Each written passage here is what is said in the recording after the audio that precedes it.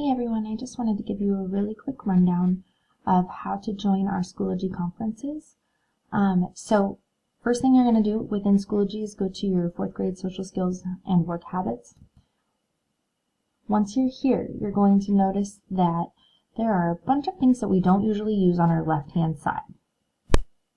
I want you to go down. I want you to find the conferences button. Once you've clicked on this, you're going to see a page that looks like this. You might only see one conference here. If your teacher has started the conference and is allowing you to join, this link is going to be blue. Go ahead and click on it. It's also going to say in progress. You're going to click on that link and it's going to open a new tab called Big Blue Button. Here you're going to click the listen only button. You're not going to allow your microphone. If your teacher decides to change that later on, then they can do that once you're already in there. So listen only every time.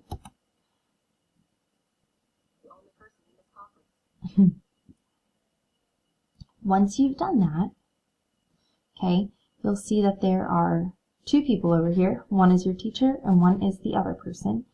You are going to need to go down here and allow me to see your webcam. So click share webcam. There's a slash through it right now. That means I can't see you. I don't know that you're here other than your name being on the side. So click on that. For you, a little box is going to come up over here in the corner with the allow and the block button that we've all seen before. Click allow.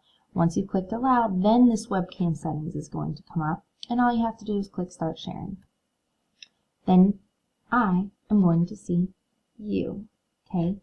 And so this is what it'll look like for you, except for it'll be you and I or you and your teacher instead of two of me. If you are unable to get on, if I can't see you, but you can see me and you can't figure it out, you're going to come down here, you're going to type a message. I'm going to help you try and troubleshoot that. Otherwise, just double check that your webcam's on. That is our most common issue. One other thing, parents and students, I wanted you to be able to see, yes, we will most likely have a specific time that we are doing our conferences at.